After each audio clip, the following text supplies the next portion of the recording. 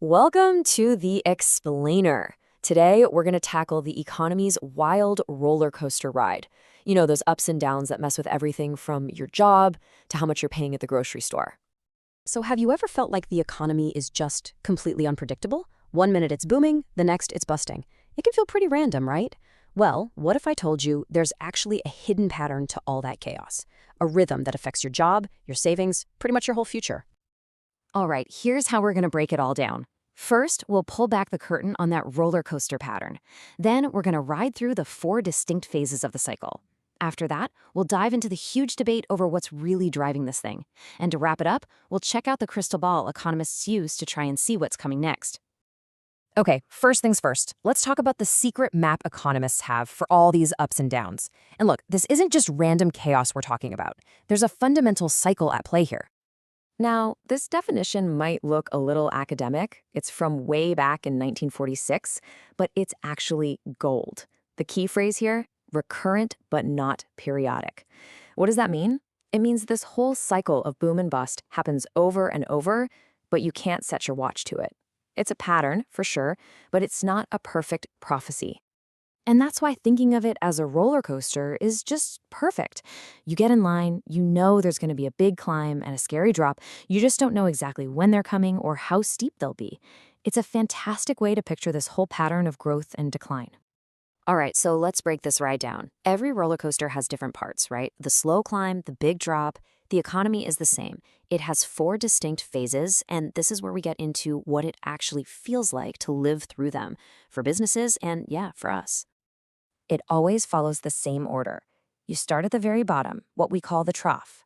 From there, things start looking up. That's the expansion. Eventually, you hit the very top, the peak. And you know what comes next? The ride down, which is the contraction. Then you hit the bottom again, and the whole thing starts over. It's a continuous, never-ending loop. Now, this is where the rubber meets the road. This table shows you what these phases feel like in real life. During an expansion, man, things are good. Companies are hiring, it's easy to find a job, and everyone feels confident enough to buy a new car or plan a big trip. But then comes the contraction, the recession. Suddenly that confidence is gone, you hear about layoffs, people stop making big purchases. And check out inflation. It creeps up when times are good, but then it takes a while to slow down when things go south.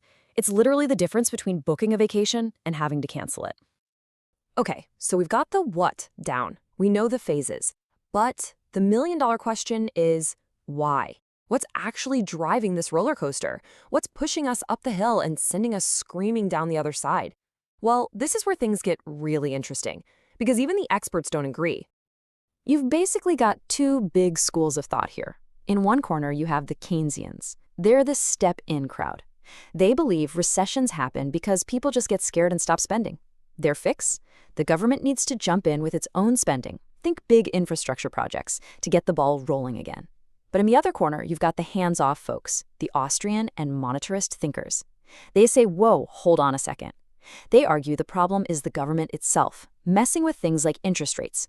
They say that creates a fake boom that's doomed to become a painful bust. Their advice? Let the market sort itself out. And honestly, this isn't just some dusty old academic debate. This is the argument you hear on the news every single night. And John Maynard Keynes, the guy behind that first idea, had this legendary quote that just nails his whole philosophy. In the long run, we are all dead. It sounds a bit grim, but his point was powerful. Sure, the economy might fix itself eventually, but what about all the people suffering right now? He argued that we can't just wait around for some theoretical future balance while real people are losing their homes and jobs. We need action. So, if acting at the right time is so important, how does anyone, governments, investors, you name it, try to see what's coming? I mean, how do you peek around the corner of this roller coaster? Well, they don't have a perfect crystal ball, but they do have a few tricks up their sleeve. The biggest trick is using what are called leading economic indicators. Sounds complicated, but the idea is simple. These are just pieces of data that tend to change before the main economy does. Think about it. A surge in building permits today means a lot of construction jobs tomorrow. A big drop in the stock market often means investors are worried about what's coming down the pike. They're not foolproof, but they're like the early warning signs of a shift in the weather.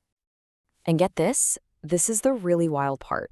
When you bundle a bunch of these indicators together, historically, they've peaked somewhere between 8 and 20 months before a recession actually begins. That's a huge head start. It's not just seeing a few clouds, it's like getting the full weather report for next season. So, why should you care about any of this? Because once you understand these indicators, the financial news suddenly starts to make a lot more sense. The next time you hear a reporter say that factory orders are down or that weekly unemployment claims are ticking up, you won't just hear noise. You'll know, aha, that's a leading indicator. That's a potential sign of what's to come. It gives you a much smarter way to look at the world. So there you have it. That's the map of the business cycle, the roller coaster we've been riding for decades. But here's the final thought I want to leave you with. In a world that's being completely reshaped by things like AI, global pandemics, and massive shifts in energy, is the old roller coaster even on the same tracks anymore? Or are we building a whole new ride? That's the big, fascinating question for all of us.